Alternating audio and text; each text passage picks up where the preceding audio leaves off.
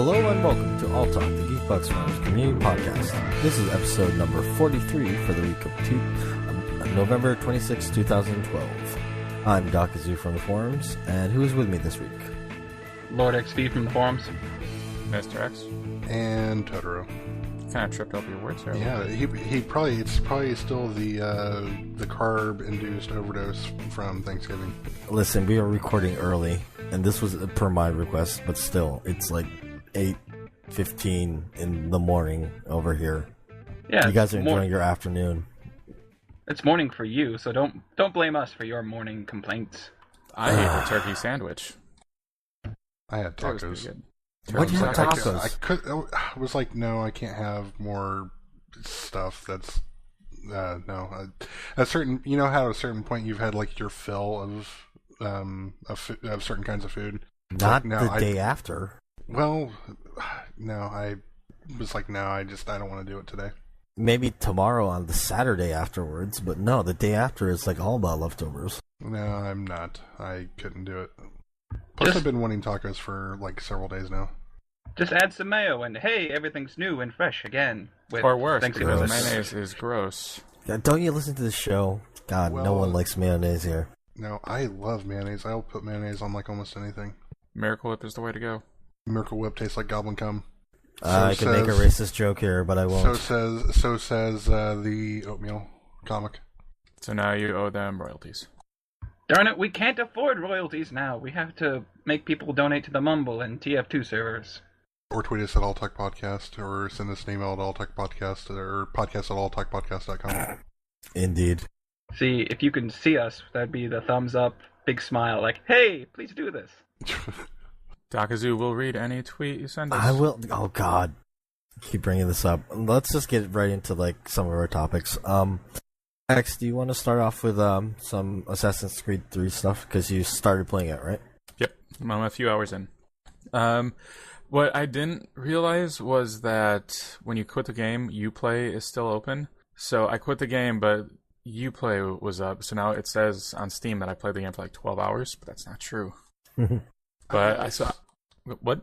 I was going to say, I was playing... I was going through and I was playing something and like doing some work on my computer. I think it was one night, and I saw that you had like... It was saying you were playing Assassin's Creed like 3 in the morning or something, and I just like that he must have left that open.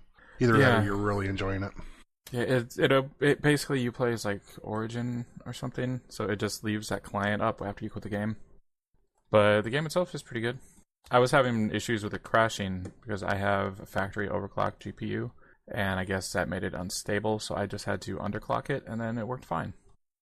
Wait, if you're underclocking it, but you're already overclocking, that means you just returned it to normal in order to play it without crashing. Yes, that's exactly what I did. So I clocked it. It is exactly at the normal clock speed. Is that the proper term? I have no idea. It's factory overclock, so normal is actually higher for this card. Right. So that's like when they do the difficulties on certain games, and it's like, no, heroic is normal. Normal is for babies. Yes. I hate that. I can't stand that. Normal should be like the standard, 50%, Yeah, I just play all my games at the default difficulty because that's usually what they're balanced for. Sometimes I will play games on easy just because if it's a game that I don't really care about that much and I just want to see the content, just so I can go through it real fast. Sure. I can understand Dakazu's position on that. So yeah, Assassin's Creed 3. It's pretty good. I'm like 3 or 4 hours in, and I still haven't played as the main character, which is kind of weird. I think I've been playing as the main character's dad, who is a British assassin. I find that a little ironic considering what you're going to be killing later on in the game. Yeah. Everyone? No. You don't kill everyone in Assassin's Creed. Oh, okay. I thought the entire thing was you're killing on both sides. You'd have to... I don't know. I saw a DLC announcement that was King George Washington or King Washington. Yeah. That makes me wonder about what this story is going to become later on. Well, that's just a side story thing. That's like a what if thing. It's not actually part of the story of the game. Well, No, so it's a diversion thing. Well, and if I recall correctly, there were certain points during the run-up to, or not in the run-up, but like after the war and leading up to, well, yeah, I guess the run-up to the revolution, that there were people who were concerned that whoever was the general at the time, that they would wind up being king or something, crowning themselves. Yeah, because they have to think of what to call them. There are these new things that you have to do. Like, there's these eavesdropping things where there's a circle that'll appear around someone, and then you have to go into the circle and then blend in with somebody that's near them, which is kind of weird. In past games, you just run on rooftops close to them so you could hear. I just walked slowly behind them the whole time. But I guess I was doing things the hard way. Well, that was... They don't move. They just kind of stand still. It's weird. But they also changed pickpocketing. You mean harder? Bumping into people from previous games? Yeah, where you would just hold down A and walk forward. Or I think it was A. Yeah, and like you just need to kind of brush past them, and then you pickpocket. You know, a little thing comes up. Yeah, you would just go into a crowd of people and hold down the button. You'd pickpocket everyone. And that was great. Now you have to go up to someone and hold down B, and then you know how when you're like looting something, the circle pops up and then waits for the circle to fill? It's like that for pickpocketing now. So it takes much longer. That sounds annoying. But you can hold it down after you're done pickpocketing, and then you'll keep pickpocketing, and then you'll take more stuff from them. So first you get money, and then you get like bullets. Yeah, kinda. I mean, I was able to pickpocket a bunch of soldiers that were walking down the street because I just got behind them and they didn't notice. Nobody noticed. It was fine as long as no one's around to see you do it. Like guards, the one who like watched you with their radio. No, I was pickpocketing the guards. Huh. It was just the normal dudes walking on the street will yell thief. Have you been caught? Like, what does that mean? Like, how does that happen? Someone yells thief, and then you go into like the alert status, and you have to run away and hide, or so you get kill all warning the guards. that someone's about to detect you or something, or no, like all of a sudden, just all of a sudden. But then you kill everyone or hide. Killing everyone is faster, and then you're cool. Your bounty doesn't increase for that town? No. So far, there's no bounties or anything like that. I think it's because I'm one of them because I'm British. That's who I'm playing as right now. So maybe when I start playing as the main character, that stuff will happen. There's a profiling joke in there somewhere. Yep. So is that it? Yeah, I haven't really played a lot. I mean, it looks really good on PC. Really pushes my graphics card, though. Cool. I've been playing some video game stuff, and I know Good Lord Man has also been playing the Campaign of Carnage DLC, the second DLC for Borderlands 2 that just came out this week. I need to play that. You need to play the other DLC as well. Good Lord Man, did you finish this? I did not finish the Campaign of Carnage, but I'm a good amount of time in. What chapter do you think you're on? I have to kill the number 3 badass. Okay. So you're actually pretty far behind from me. I'm almost at the end. Yet I told you about a side quest, but you're like, oh, no spoilers. Yeah, because I haven't played that side quest yet.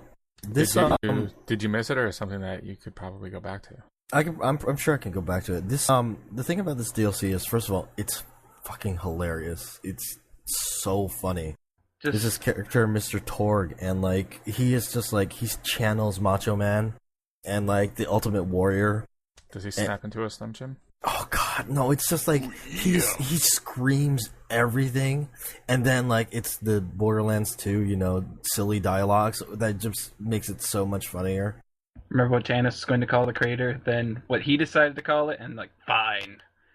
Yeah, no idea what you're talking about right now. It's just like I can't actually remember specifics, but just crazy stuff It is a character who all of his dialogue can be written in caps. Yeah, it's the subs for his character is all in caps, but like he is hilarious, and like in that aspect, this DLC is a little bit more enjoyable than the first DLC. It doesn't have a bad vehicle. No, I can make an argument about that. It's like the first DLC had like these stupid like Star Wars like sand speeder things, and they sucked. They're terrible. But this game, this DLC, it has like a new enemy type. There's this bike with a sidecar, and they're super annoying because as soon as like if they touch you, they take off half your car's health, and they can continue to like they got blades on them or something, so like they ram you, and then like your car just immediately blows up. You know how in Borderlands 1 that was a huge problem, your car blowing up so fast?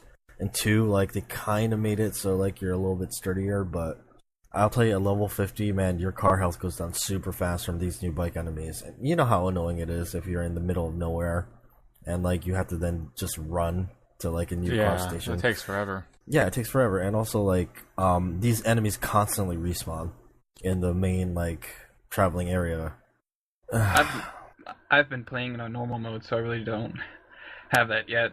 Yeah, maybe it's a problem for me around too, because we're running around like we hit the cap, and we're just kind of running around doing that kind of stuff. But I haven't played it since I finished the story. You haven't done any True Well Hunter? Nope. I'll go back. I have other games I'm trying to play. Yeah, it's understandable. One of the really awesome things about the new DLC is I was complaining that they should make like a new like Iridium specific like vending machines or slot machines, because like now I'm maxed out on Iridium. I don't really use them because I haven't done the raid bosses. But in this one, they actually added a new currency called Torg tokens, and you get these from badass enemies.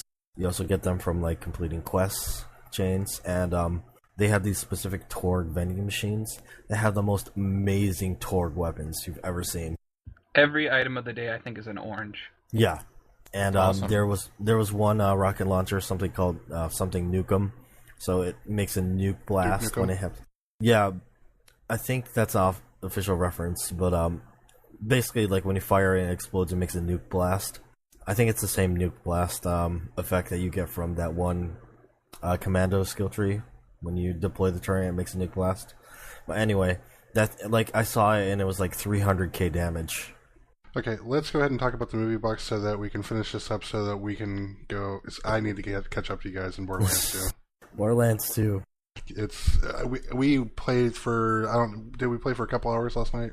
Yeah, we did. Yeah, I was going to try and play some more, but after our Company Heroes game, yeah, that thing, that was like a tough go. Yeah, that was work. But after that, after you didn't come back, Ronson and I just jumped back into the DLC, and yeah, the Torg tokens are really good. Another thing compared to the first DLC, better textures. Like, good lord, man, you played the first DLC. Oh no, well you haven't. I've played a bit of it, but you also have to remember that my computer can barely run Borderlands 2, so I don't know what good textures look like. Right, but I was complaining on the podcast about they have these sand textures that are just flat, and they just look terrible from the first DLC. And in that respect, like, a lot of the areas look a lot nicer, but at the same time, the first DLC actually had some very unique areas. Like, they had kind of like a cave area that was really pretty. That was kind of like Caribbean cave, like, you know how those caves look like from Goonies or from Pirates of the Caribbean. Hey, where they have the treasure. Yeah, where they have the treasure, like that, like, I forgot the specific term for it, but a grotto. Yes, exactly. But in this game, there's only one area that I thought was kind of cool looking, and that was kind of this lava forge area, like a finery. And in general, this DLC only has like 3 main areas anyway. But it's kind of impressive because just like the second DLC for Borderlands 1, the Mad Moxie's arena challenge one, like this one is arena based. There's a lot of arena quests, but they somehow make them entertaining, and they spread them out. And Mad Moxie's thing from Borderlands 1, like, it was just arena. And like literally there were just portals at a bar that was a main hub, and you just go do these arena challenges, and that thing was super time consuming and boring. But this one, it seems like they spread them out, and also the replay value, and this is much better because you get those Torg tokens that you want to use to spend on those awesome items of the day. So that's really good for this as well. I just remember the Pyro Peeps, and in the bars, kill all the badasses. And then Mr. Torg would say, "This fight reminds me of my old man. Alcoholism destroys families, kids."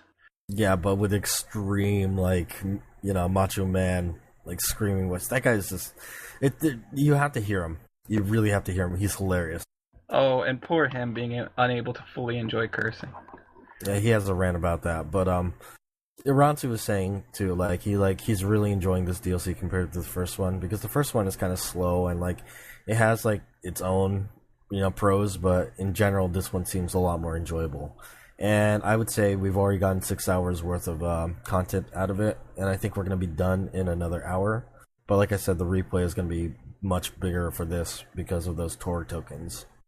But, Yes? I'm trying to think of what I was going to say. Oh, yes, now I remember. Did the same company that worked on Scarlet's Booty work on this? I have no idea. I wouldn't think so, just based on some of the technical glitches that I saw in, like, and the bugs and stuff I saw in, like, the Scarlet campaign compared to this one. But it's hard to say. Whatever, it's got far less bugs. I'll definitely say that, and it looks nicer, like the textures, like I mentioned.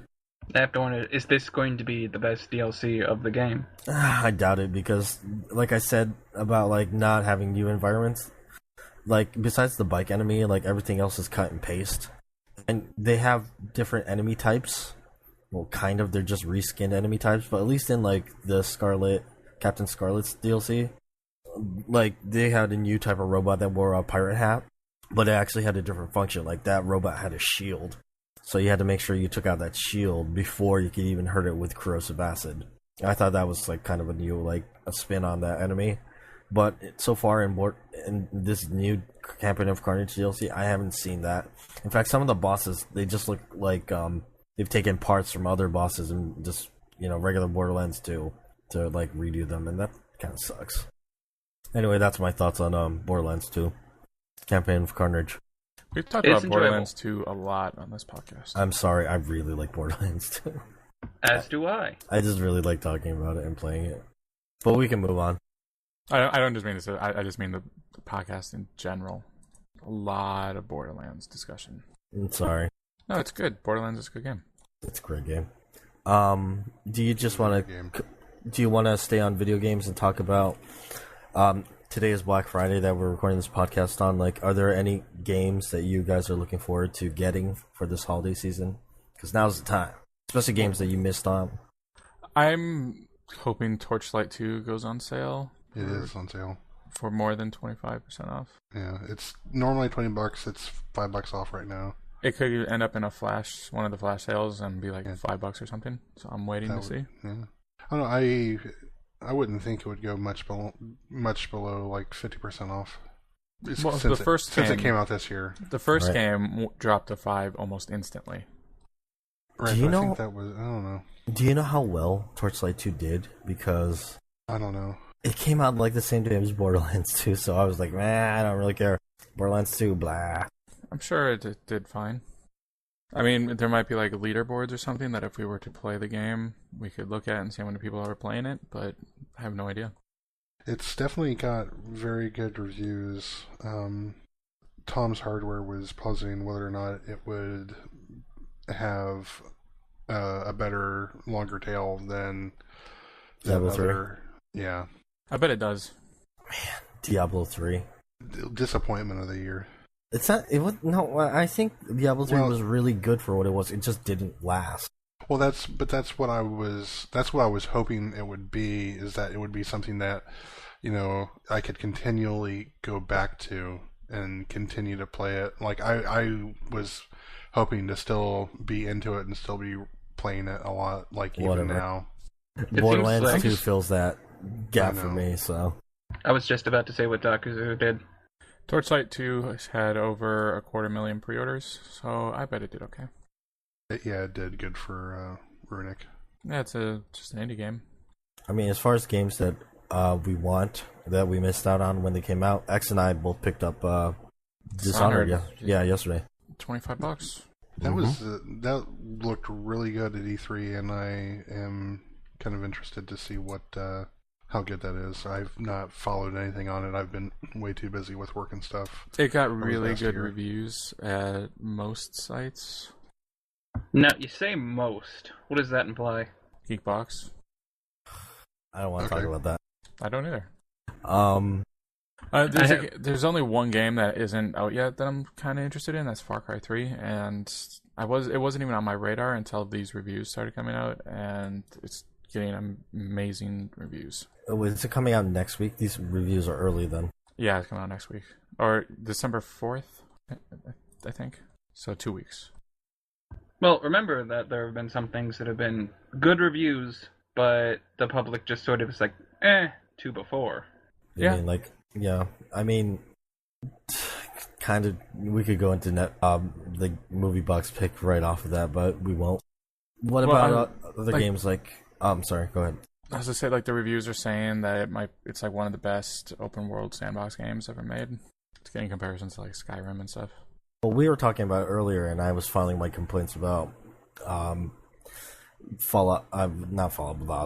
Far Cry 2, which was basically the traversal was like. Yeah, I really didn't like that because whenever you would go anywhere, then there'd be like bandits or whatever that would attack you, and even after you clear them out, they just respawn.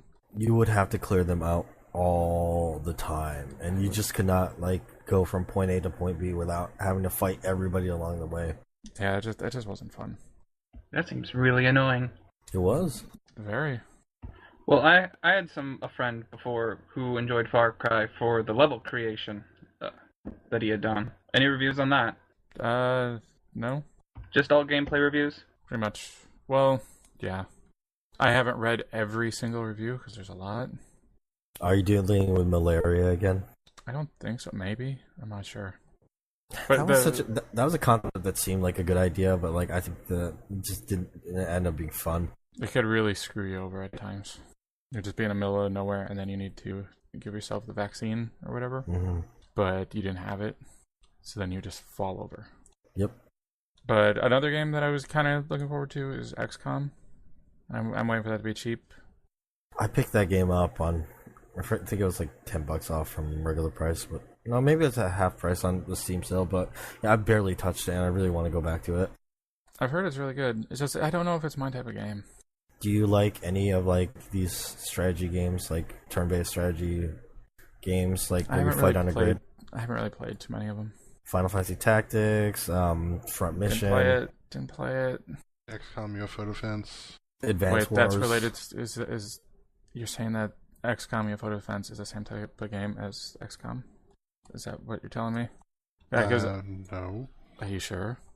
I hear that that XCOM, the new one, is actually a lot like the old one in a lot of surprising ways.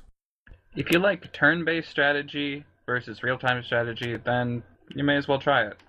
It's hard to say, like it depends on like whether you really can get behind the idea of like sneaking around a grid and being like, okay, I'm gonna move this guy strategically to this position. This guy's gonna go over here to flank. Yeah. You say that and it sounds like super advanced chess with guns. It is. It is. That's the appeal of it. Right now, you can get the original. The day that this podcast comes out, if you're listening to this on the 27th of November, 2012, you can still get the original XCOM on Steam for $249. I don't know if that's a game that it's like if you like it, you want to go back and play the original, because I hear that's like just balls hard. It is hard. I played it like when it originally came out, and I've tried to play it fairly recently, like within the past year and a half, and it's just as hard as I remember it. There's like no tutorial or anything in that game, right? No, there is. There is. There is. I'm talking about the original. Right. Oh, okay. No, I don't think there is in the original. That game is. See, my experience with turn-based combat is, turn-based strategy is Fire Emblem, but let's not talk about that. I didn't really enjoy that, and I found turn-based strategy to be kind of annoying, because just messing up on any one little fraction of, like, you had 55% chance to hit. Why didn't you hit? Well, it's always a roll of the dice, but actually Fire Emblem is pretty close to what XCOM is, just based on like how when your characters die, you never get them back. Except in Fire Emblem, it's more focused on, hey, how can you perfectly do this so you keep all your guys, as opposed to XCOM is like, you're going to run into situations where you're just going to have to sacrifice some guys. I don't think I would enjoy it then. I think I would rather get Dishonored before that. Dishonored the game, not myself being Dishonored. Dude, it was $25. It still is, isn't it? On console it is still $25 and $30 on PC. I don't even have $5 to be able to buy a Jet Set radio that's on sale right now as we're recording. All right, you don't have to be like rob a bank. Listeners, do not rob a bank. We are not advocating robbing banks and or highway Please robbery. do not. In fact, don't. If there's something, if we say something illegal that's about doing something illegal on here that's illegal in your local jurisdiction, we are kidding. Do not do it. As I'm saying, All Talk podcast is not legally liable for your own silly actions. We're a podcast, for Pete's sake. we are voices. We are very influential people. I don't know about that. To the two people that listen, the one person and A Pants Mom. Hi, Pants One's mom. Thank you, people who listen. Both of you. You know what? I would be interested to see if Skyrim goes on like a better sale, because I still haven't played it. I still haven't played an Elder Scrolls game. Neither have I. I mean, I've booted up. I mean, I have all three of the kind of newer ones: Morrowind, Oblivion, and Skyrim. And I've booted into Morrowind a couple of times, but it's just I've never been able to sit down and give it the time that it needs. Well, Skyrim is $25 on Amazon and $30 on the Steam sale right now. Yeah. Right. I don't know. I think Max Payne 3 on Steam sale right now at $15 is far more appealing. And Arma 2 is actually half off. I can't believe it. I that's what I was going to bring up, was that, Arma 2, and see, I just want that so I can play try out the DayZ mod, but that's still like just a little bit much, especially knowing that DayZ is going to come out on its own later. Yeah, I kind of wish I would have just waited for DayZ on its own. I still haven't played it, and I have Arma 2. What do you think? When will the DayZ official game come out? Sometime next year. That's my guess. I don't think they should wait on it too long. Maybe it'll be a next-gen launch game. Currently, only the Wii U is out as the next-gen console, isn't it? Yeah. Oh, yeah. I bought a couple of Wii U's. Moving on. Did you And we're not actually going to advertise for them? Did you actually buy a couple of Wii U's? Are you going to sell them on eBay? I may, depending on the price, or I can just return them. Anybody wants to buy a Wii U, send me a PM on the forums. They're the white one, though, not the black 32 gig that comes with all the stuff. It's just a plain white one. Sir, this is a podcast, not Craigslist. It can be both. It could be. I wonder if Darksiders 2 will go on further sale. We should do a podcast where we just read Craigslist listings. Well, I mean, 20 or 50% X off. will read all $25. Craigslist listings. Okay. Now, there could be some very And now we're entertaining reading things. San Jose's misconnections. So Darksiders 2 is 50% off? Yeah, it's $25 on Steam right now. Well, rule number 1 for Steam sales is wait for it to be a daily deal or a flash deal before you buy. Yeah, I mean, I guess I'm just going to keep an eye out on, like, Steam flash sales and, like, Amazon digital sales or whatever, because... Did you play Darksiders 1? I haven't. You should play that first. Really? Yeah. Darksiders 1 is a better game. I thought you officially said that Darksiders 2 was... It's better in some ways, but the story and game design and everything is better in the first game. It looks like it's currently $10 on Steam. Darksiders? Yes, the original, the first one. That's $5 on Steam. I've never really cared for hack and slash games. That's weird. It says 10, but then when you do a search for Darksiders, it says 5 next to it. It says, I think a flash sale's coming up. It says $9.99 for me on both. That's weird. It says $4.99 in the search. And it says Darksiders 2 is $16.99. Conspiracy. But you know what? $24.99 and $9.99. We should probably move on, unless you guys want to just continue to read, like, sales numbers. Yeah, because that's good podcasting. Exactly. Is there any other game that you want to talk about? No. Farming Simulator 2013. Okay, with that, I am so excited about that. Oh, man. They cover those on Giant Bomb. Do they really? I don't listen to it. So. Let's talk about TV, because you guys just informed me about Community, which is one of my favorite sitcoms. Yeah, it does exist. I'm glad you informed me about that. It is a show. And Chevy Chase is leaving. He is. We're going to pour one out here for Chevy Chase real quick. I'm sad about this. Well, I'm not, because I've heard that Chevy Chase is a jerk in real life. Oh, yeah. He kind of is. He seems like such a nice person. Well, and this isn't like a new thing, so it's not like he got old and crotchety. Like I remember reading about something like he was on a talk show like back in the late 70s or early 80s, and someone was like saying that he's like the new Cary Grant, kind of the affable, kind of affable comedic actor type of person, and he made a derogatory statement about Cary Grant and reference to his alleged sexuality, and that kind of derailed some of his film aspirations in Hollywood. Oh, so when he hosted Saturday Night Live, he got in a fist fight with Bill Murray backstage live when they were doing it. Now that could have been some entertaining TV. It wasn't on camera, it was backstage. Wait, when you mean when he came back after? Yeah. Yeah. So what was that like? Because he was only on SNL for like, what was it, one season?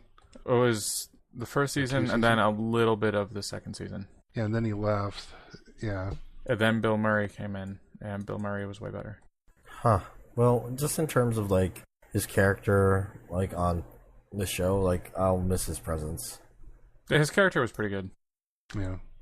Do you guys have any concerns about like the new season without the guy heading it? Dan Harmon. Yeah. Does that mean they could put in a new character, and that could make it better?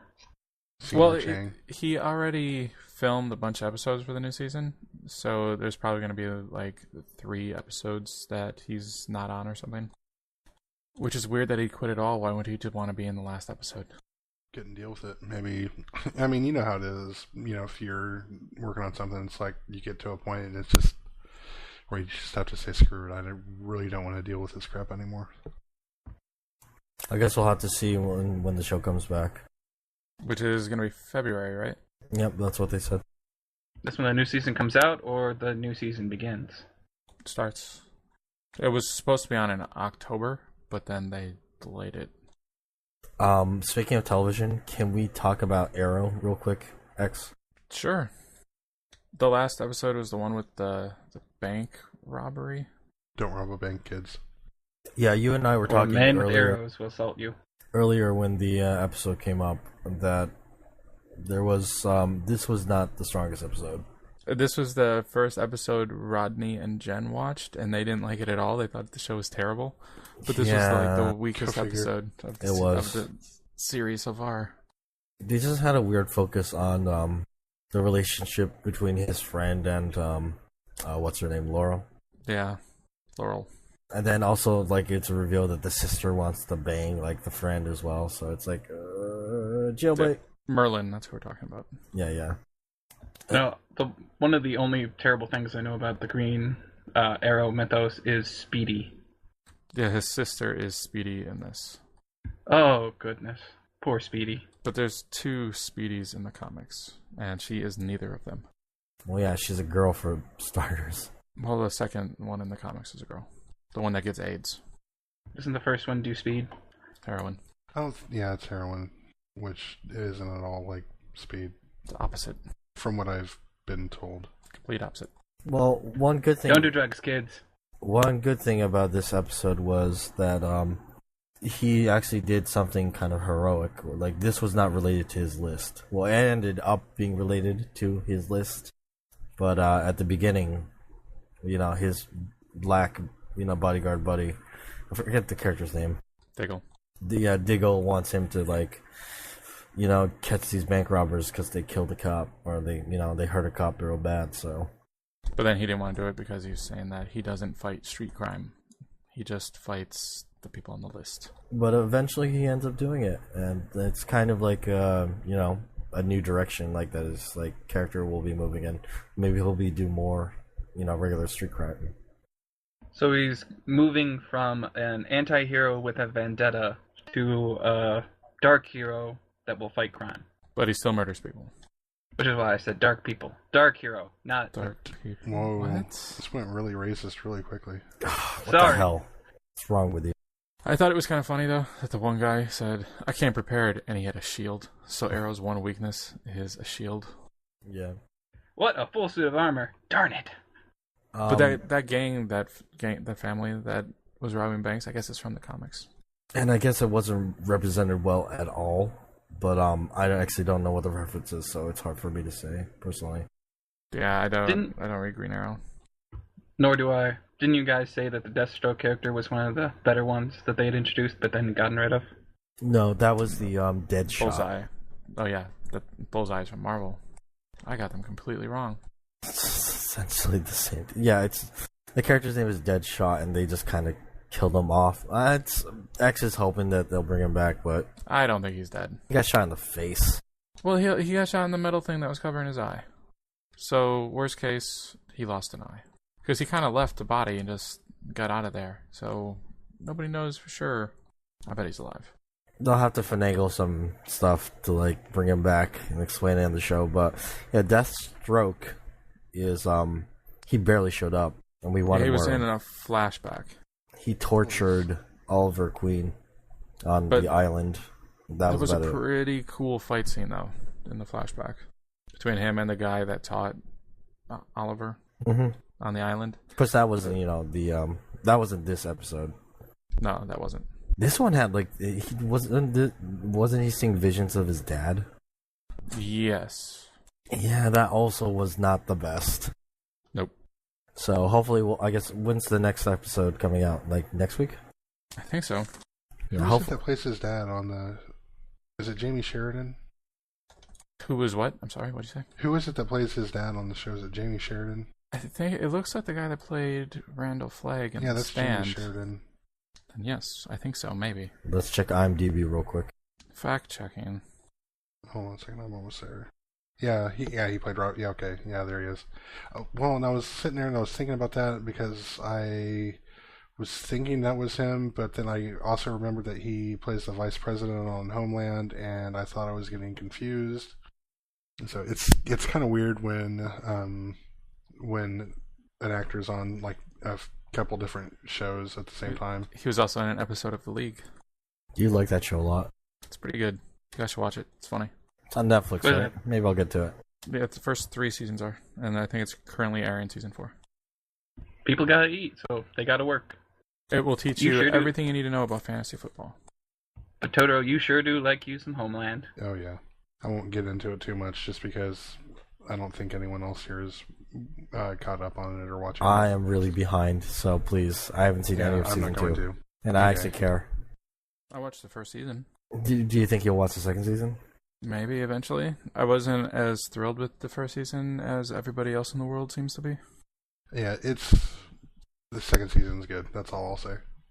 Speaking of seasons that are good, man, Walking Dead. Yeah, this season is so much better than the previous 2 seasons. Last episode was fantastic. Well, I mean, the thing about like the first season was, I mean, you have to establish everything. Well, actually, go on. Oh, I was gonna say, and then they did it in an abbreviated setting because that was only like 6 or 8 episodes. Yeah, 6. But the first episode was the length of like 2 or 3 episodes. First episode was long. But actually, I would say that in comparison to the rest of the episodes this season, this last episode wasn't the greatest. What? I thought it was great. It was still good, but exposition. Yeah, it was just. This was clearly the episode where they're just moving the plot along. I think I'm okay with that, considering how last season it took forever to move the plot along. So progress just makes me excited. Yeah, I agree. Yeah. And Michonne was murdering fools. Well, that's what she do. Is she the girl that has 2 like limbless zombies? Yes, and toothless. Yeah, jawless. They can't bite. What's really the point of that character-wise? If you have 2 of them around you, then as you're traveling around, the other walkers won't smell the living, breathing human you over the smell of the other 2 walkers. Yeah, don't mask them. Which that actually came into play in this episode. Yeah, because it was kind of the predator. If I cover myself in mud. I thought Good Lord Man was actually asking what's the point of Michonne as a character. Is that what you were asking? No, the 2 zombies thing is. Because I was gonna say she's the badass character. She is sort of. But she's also I was gonna say something, but it could be spoilers for the show. Do you just want to do Sword 5 up? minutes? 5 minutes of quick spoilers. Let's just say Okay, five spoilers 5 minutes. from the comics, which might not even be true about the show. Yeah, let's just say 5 minutes of things that are spoilery. She's also insane in the comics. She's crazy. Well, but everyone, I don't think she was insane before. Well, she was in an abusive relationship in the original comics.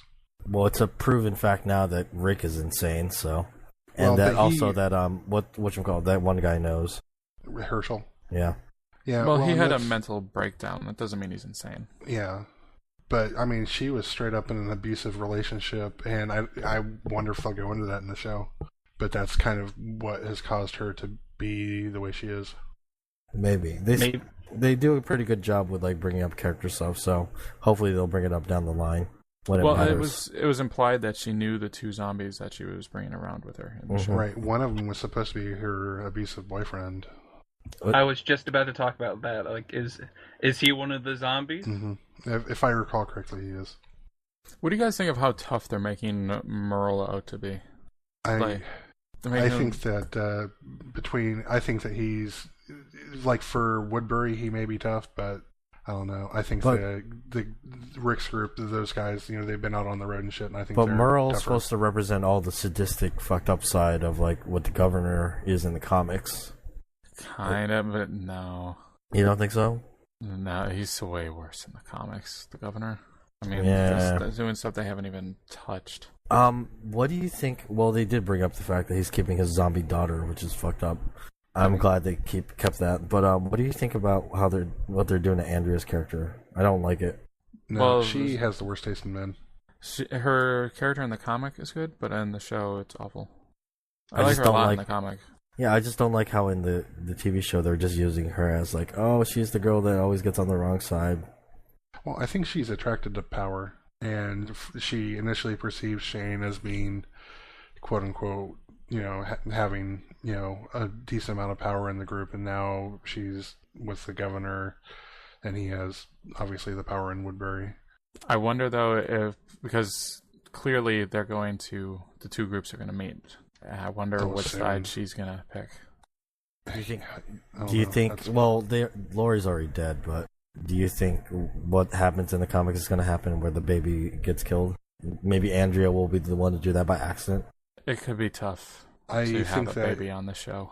yeah, I mean it's bad enough, or it's not bad enough. It's gonna be tough enough with Carl.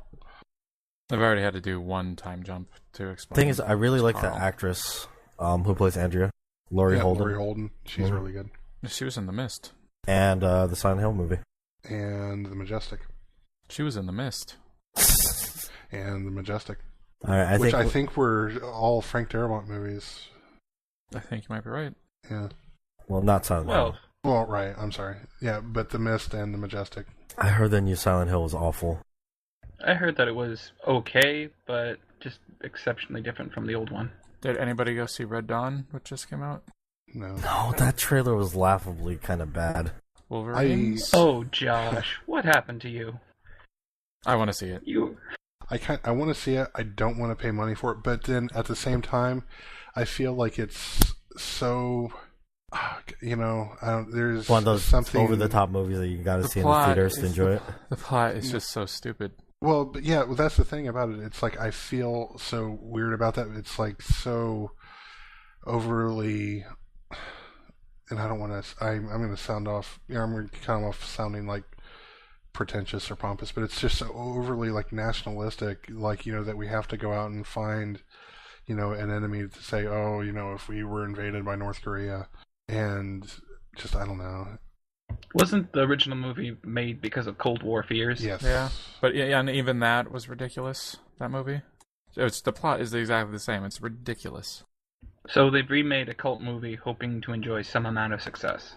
Yes. Right. But actually, this one is more like based on like a video game, Homeland, Right. which was not a good game. But it's from the same writer. Oh, really? Oh. I think he only knows one story. America gets invaded by a country. North Korea.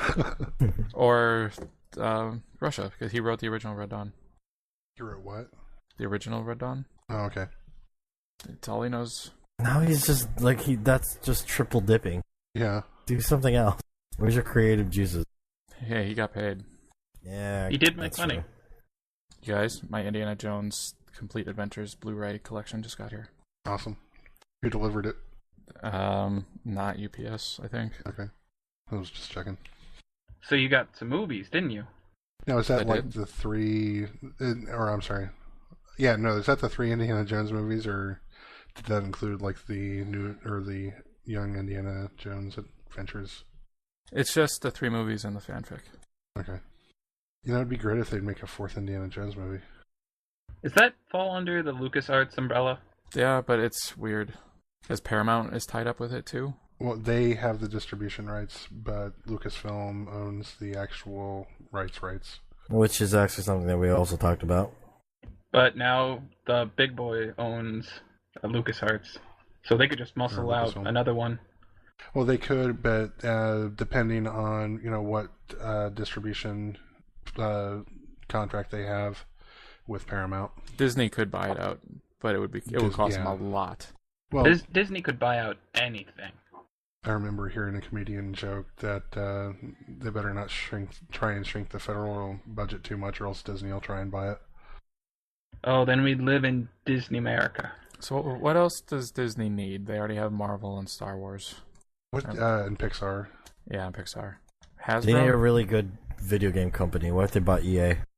Yeah, I thought you said really good. Oh, speaking of EA, I was Snap. reading something where they were saying that, and this probably only is going to make me happy, but Mirror's Edge 2 is like back on. Well, they keep saying that's that. great. They say it's on, and then they say it's off, and it's on. I know.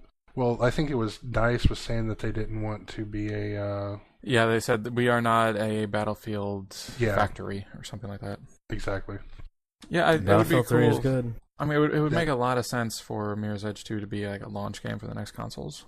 Yeah, Mirror's Edge is probably actually like my favorite game of this current console generation. Really? Because Yeah, that game was I- good, but it had some problems. I just had so much fun playing that game. I Really, you think didn't have the annoyance of like having to redo things over and over and over.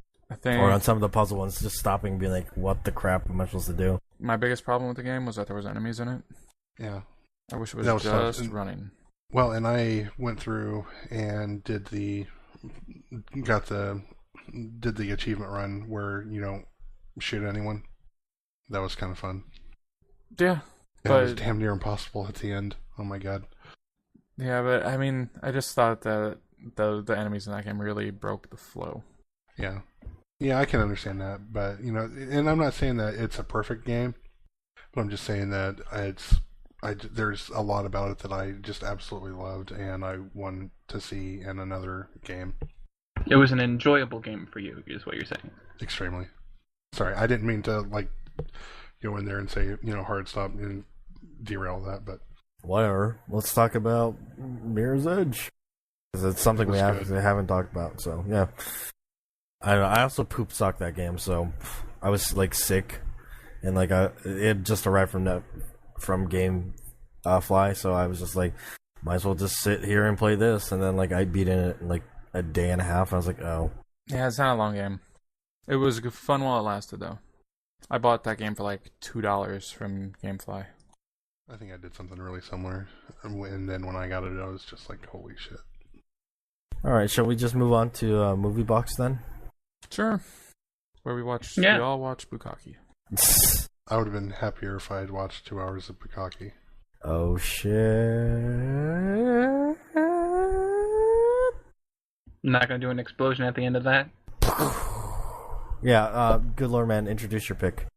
My pick was Bunraku. It was a movie that I think came out last year that has some big stars in it, but I can't seem to find people who know about it other than me. I I had knew seen nothing. it on Netflix for a long time, and it was in my instant queue. It just I had never watched it. I never heard about this movie until like it came up as your movie box pick. Well, yeah, it has Josh Hartnett, Woody Harrelson, Gact, Kevin McKidd, and Ron Perlman and Demi Moore in it. Who the hell That's is a good- Gact? Gact is He was Yoshi. He's a Japanese celebrity. He was Okay, Yoshi in the movie. Gotcha. The samurai he was Yoshi. without a sword. I don't know anything about him, but based on what Kenzo's reaction was, he's bleh. But He invented Visual K, and if you know what that is, well, you know who Gact is. I don't know what that is.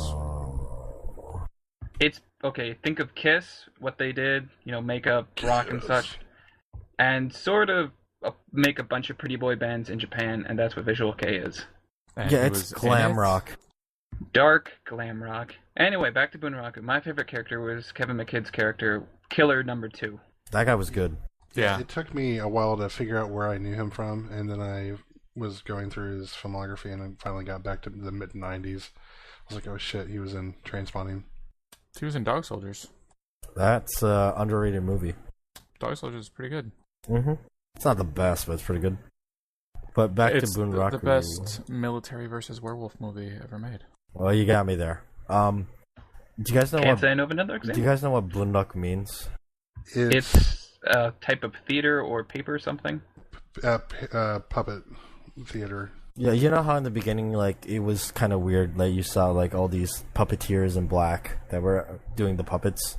Like, that's actually, like, Bunraku, which is Japanese. It's kind of related to kabuki, but kabuki is, like, the actors are actually... The kabuki is the actors are just performing on stage, but Bunraku, they're puppeteers, and they're controlling these puppets. But they're both still telling, stories. It's a form of theater. I thought N-O-H, was more in line with that. With puppets and people wearing completely black. Possibly. I don't know actually off the top of my head. But as soon Go on. as it was explained, as soon as I figured out that that's what this movie is based around, it made a lot more sense. How everything was like a stage play. Like the backgrounds, the set design looked almost like Roger Rabbit-esque. I kind of enjoyed that stylisticness of it. You have to get used to it. I think it turned me off at the beginning, but by the middle, I was into it. What did you guys think? I enjoy it. I thought it was okay. I mean, it had its moments. The visual style was weird. Yeah, there were definitely parts of the visual style that I enjoyed. I enjoyed some of the lighting and the lighting changes. The lighting changes were very impressive, but they're also very stage theater-like. Yeah. I remember actually thinking at certain points that there are parts of this that would be very well if this was like a stage play. Well, like I said, like Bunraku is a stage, puppet theater, so they're going for that theater effect. But you need to know that it's weird that they chose I thought it's a weird choice that they actually just called it like puppet show, or Bunraku. That's the title. And then there were certain points where I just didn't like that. I personally didn't like the some of the things that they did with. You mean the dance fighting? Yeah, I thought the choreography was ridiculous. Among the worst fight choreography I've ever seen. Yeah, it wasn't. The fight scenes were not good at all. And there were way too many of them to be that bad, in my opinion. I'm wondering. Go on. I was wondering if those fight scenes were bad, not just because of the choreography, but also because of the camera work. Maybe it's working a camera into a stage play. Well, which is extremely difficult to do. Yeah, and they're different, Stage play, everyone is looking for one direction. You want to make sure everything works in that way, but then if you're moving a camera around... Well, I did like the scene where Josh Hartnett was breaking another guy out of jail. Right. And it was just from the fixed camera perspective. And it had video game sound effects. Yeah, and there was a lot of car chasing. Yeah. It combines a great many number of styles, but it doesn't fully succeed at mixing them all in a seamless way. Well, yeah, you say that it combines a bunch of them, but it doesn't do any of them well. Jack of all trades is a master of none. So, and I think that I don't know. I felt like the best dialogue was some of the dialogue that was spoken in Japanese. That was not translated literally sometimes, okay. but I would say they did a really good job doing some of the meanings. Like when the uncle dies and he says that line, right. Where is it? I wrote it down. like an aged tree which yields no blossoms, cheerful my life has been, bearing but a single fruit. Right. I thought that was actually translated pretty well. Because he literally says, like, thanks to you I had a cheerful life, and the flower that bloomed was just a single one, and then he dies. So I thought that was a good way of, working around stuff. Or when Momoko wants to follow Yoshi into battle, like, the subtitle says, you can help me by staying safe. But what he actually says is, it's time for kids to go to sleep. It basically means the same thing. It's like a Japanese, like, idiom. Phrase for, kids should not be, playing past their bedtime. Kids being like, she's not, like, ready for this. She should, like, stay safe. If they had translated it the literal way, I think it would have made Yoshi's character seem a bit tougher and just a little bit ruder. Yeah, like I said, they did some good stuff. There was also kind of interesting. There's this blue banner, like right outside the uncle's apartment, that said in Japanese, it said like "shiteru," which means I know, but on the opposite side, it says I don't know. Oh, okay.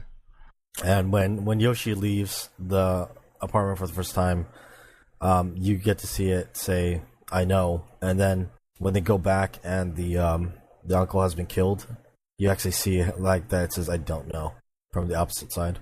Oh. Which I'm sure they did on purpose. Well, and that's like sometimes when you watch a movie and there are little subtleties like that and you don't know it or you don't have the context, Mm-hmm. Yeah. There's a lot of things you have to learn to fully understand things in this movie. But I don't know that there's so much about the movie that like I said, it does a lot of things, but it really didn't do any of them well for me. Did you buy Josh Hartnett as a tough guy? Not particularly. I could believe Kevin McKidd as a character who kills people and is trying to defend an empire. Yeah, Kevin McKidd was good. Yeah, number 2 he's probably the best character. He sounds a lot like Christopher Eccleston, by the way. Yeah, well, it's because Christopher Eccleston's from the north and Kevin McKidd's from Scotland. Could you believe Ron Perlman as an old tough guy? Yeah. Yeah, he was fine. I think he is fine. an old tough guy. I think that's what he plays in everything he's ever been in, except Beauty and the Beast. Yeah, I like that version. version. A beastly tough guy. I like that version of Beauty and the Beast too. You have to show me this later on because I enjoy Ron Perlman's acting. You've never heard of this where he plays the Beast? I can imagine it, and it's believable. It was a TV show from the 90s. It was a movie. He was actually the oldest thing I ever remember seeing him in was The Name of the Rose with Christian Slater and Sean Connery. He was in That's really good. Quest for Fire, I think. I think that was the oldest thing I've seen him in. Was that him being a monk and there was like some machine? Yeah, he was, and I think he only spoke in Spanish or Italian. No, it was Italian because his name was, I think, Salvatore. Now that could be City of Lost Children. Yeah, yeah, that's French. I remember that movie. I remember it being pretty awesome, like visual stuff. Yeah, that director's pretty good. I never know how to pronounce that guy's name, but he's the one who did what was it, Alien Resurrection? Yeah, and that one wasn't good. Yeah. Let's get back to Bunraku real quick. Sorry. That final fight seemed hurried. What, the very final fight between Josh Hartnett and Ron Perlman? Yeah. Of course, I know the whole there's always going to be someone stronger than you, such, but yeah, it just feels like as him being the big boss, that was a quick ending. I actually kind of like the ending, like how he gets really fucked up first. It seems like he's not gonna win, but he refuses to let the Yoshi just shoot the guy because he wants to have a fair shot at him. Yeah. And actually, right before that, when they fight the numbers, I forgot what numbers are there, but when they're fighting behind the paper screen doors, right? I thought that scene looked awesome. And that's did you notice they're when Eddie, the guy that's Yoshi goes to see, is calling the number 2? They do a lot of these things where yeah, it's like a stage play where you see 2 scenes for far away. Like that. Yeah, and they just that look behind the paper. yeah, that is very, very close to like a technique that they use in Bunraku, and like actual Bunraku with the puppet shows. So I think like you need to know that this is like based off the Japanese puppet show, and you have to kind of have a context of it. And because I had a context of it, I think I enjoyed it more than X and Totoro. That's my guess. I didn't hate it.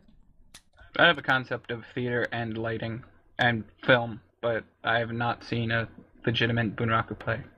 Yeah, I would have liked to have seen this done with like I don't know, the story didn't do anything for me. It was just kind of there. You know, like for me, the best parts of the movie were the lighting and some of the way they dealt with presenting some of those kind of transitions and like interactions between the So like the characters. scene that X mentioned, the prison scene where it's one shot, or Maybe like the phone call Or- scene with Killer Number yeah. 2. yeah. So those stuff like that I thought was good. Or even great, but It's the interesting. rest of it, it's You know what we're all yeah. dodging? Arachnicus. Oh, Spider-Man. Oh, that was a good part, wasn't it? So the movie was Woody Harrelson's pop-up book, right? That's what it was supposed to be. I think so. Woody Harrelson's character's pop-up book. I thought his pop-up book was just Spider-Man. Well, The first one, but I mean because he did create those characters also, and then Josh Hartnett Gangbusters. took them. Well, he wasn't the narrator. The narrator was Mike Patton, also the voice of the Darkness from the Darkness video games. He's also in some bands. Mm-hmm. And he's like one of the Left 4 Dead zombies, I think. Maybe. Yes. I wasn't sure. I was looking at the IMDb stuff on this movie after I finished watching it. I think the fight scenes are really where it breaks down, because there's a lot of them and they just range from okay to bad. Did you like the one with Josh Hartnett and the other dude, Yoshi, that ended in a draw? A draw in the rain. Like I said, it's okay. Like none of the fight scenes really stand out to me as being like, oh man, that was awesome. Yeah, I agree. That's the problem. It's like some of them are just really bad. Like when Josh Hartnett gets ambushed at the square. Yeah, there's just a bunch of guys jumping all over the place. Yeah, doing flips. I'm like, what? This is West Side Story fight. It was a West Side Story fight. Jets. Then he fights that guy on the trampoline. Yeah. Or the trapeze. Yeah, But that was like a trapeze net. Yeah, it was a net, What- but it was acting like a trampoline. it was just weird. If anything, like during that same scene, like Yoshi is fighting with a spear, that was kind of good because that was actual fighting. It's a okay movie, but not an exceptional movie. Okay, so you is don't. What we're saying. Is that what you feel, Cooler Man? Like, do you actually really? Like it? I've always felt it was a good, entertaining movie that no one seems to have seen before. I don't feel that it's exceptional. I feel that it's just okay. It's definitely a unique movie. It's Yes, interesting. definitely unique. And that's what I wanted to basically show. Also give people a break from Norwegian movies. So many. We do need Norwegian that. It's a short break. Totoro, any final thoughts? No, I think I've said everything that I want to say about it. All right. Well, yeah, the break was short because next week's Moviebox pick is brought to us by Snake Dude for Life, and it's a Norwegian movie, and it's Troll Hunter. It is. Sent it to me months ago. He really wanted to pick this movie. Oh boy! I know my next pick, and it's a lot better, but it's months away, people. This is a found footage movie, right? I am You mean not like sure. Blair Witch? Yes, or Cloverfield.